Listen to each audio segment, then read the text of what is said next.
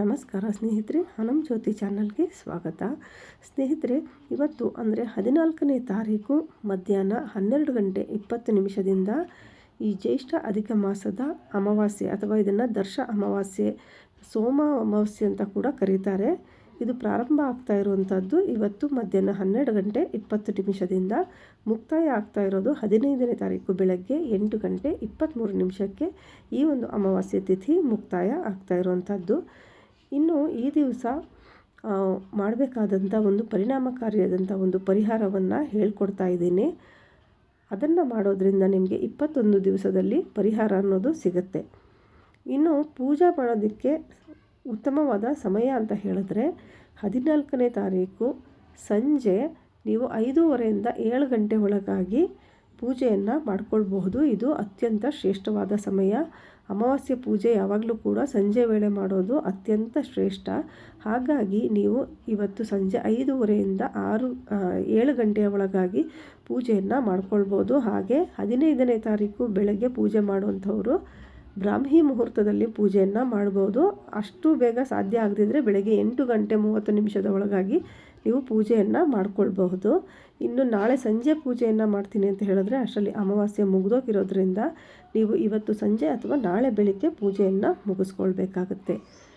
ಇನ್ನು ನಾನು ಹೇಳೋಂಥ ಪರಿಹಾರ ಯಾವ ಕಾರಣಕ್ಕೆ ಅಂತ ಹೇಳಿದ್ರೆ, ಈಗ ನಿಮ್ಮ ಮನೆಯಲ್ಲಿ ದೃಷ್ಟಿ ದೋಷಗಳೇನಾದರೂ ಆಗಿದ್ದರೆ, ಹಾಗೆ ಮನೆಯಲ್ಲಿ ಕೆಟ್ಟ ಶಕ್ತಿಗಳಿದೆ ಅಂತ ನಿಮಗೆ ಅನ್ನಿಸ್ತಾ ಇದ್ದರೆ, ಇದರ ಪರಿಣಾಮವಾಗಿ ಮನೆಯಲ್ಲಿ ಪದೇ ಪದೇ ಜಗಳಗಳಾಗುವಂಥದ್ದು, ಕಿರಿಕಿರಿ ಆಗುವಂಥದ್ದು, ನೀವು ಮಾಡುವಂಥ ಕೆಲಸಗಳಲ್ಲಿ ಅಡೆತಡೆಗಳು ಬರ್ತಾ ಇರುವಂಥದ್ದು, ಈ ರೀತಿ ಸಮಸ್ಯೆಗಳೇನಾದರೂ ಇತ್ತು ಅಂದರೆ ಈ ಅಧಿಕ ಜ್ಯೇಷ್ಠ ಅಮಾವಾಸ್ಯೆ ತುಂಬಾ ಶಕ್ತಿಶಾಲಿಯಾಗಿರೋದ್ರಿಂದ ಈಗ ನಾನು ಹೇಳುವಂಥ ಪರಿಹಾರವನ್ನು ಮಾಡೋದ್ರಿಂದ 21 ದಿನದಲ್ಲಿ ನಿಮಗೆ ಪರಿಣಾಮ ಅನ್ನೋದು ಗೊತ್ತಾಗುತ್ತೆ.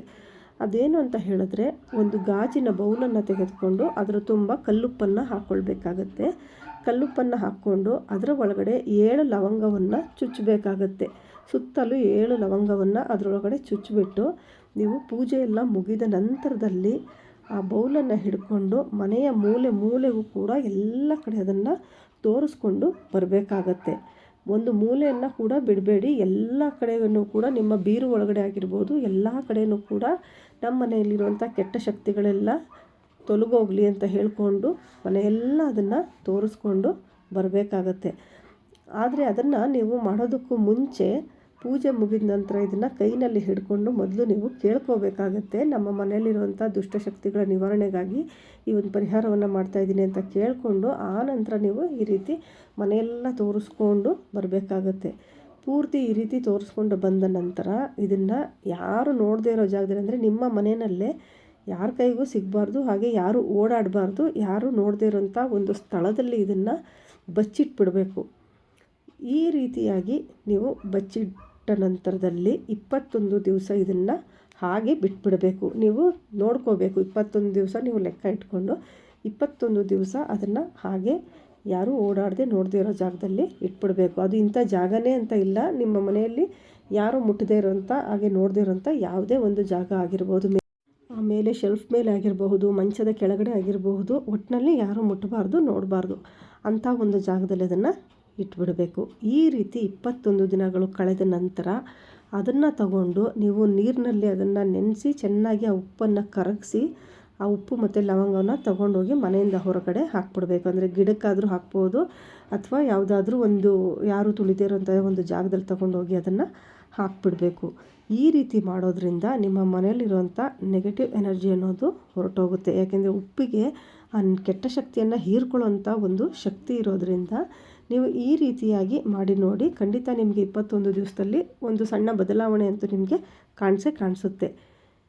ಇದನ್ನು ನೀವು ಮಾಡಿದ ನಂತರದಲ್ಲಿ ನಿಮಗೆ ಇದು ಪರಿಣಾಮ ಬಂತು ಅಂತ ಹೇಳಿದ್ರೆ ನೀವು ಪ್ರತಿ ಬಾರಿನೂ ಕೂಡ ಈ ಒಂದು ಬಾರಿ ಇದನ್ನು ಮುಗಿಸಿ ಮತ್ತೆ ಮುಂದಿನ ಅಮಾವಾಸ್ಯೆನಲ್ಲೂ ಕೂಡ ಮಾಡಿ 21 ದಿವಸ ಇಡ್ತಾ ಬರ್ಬೋದು.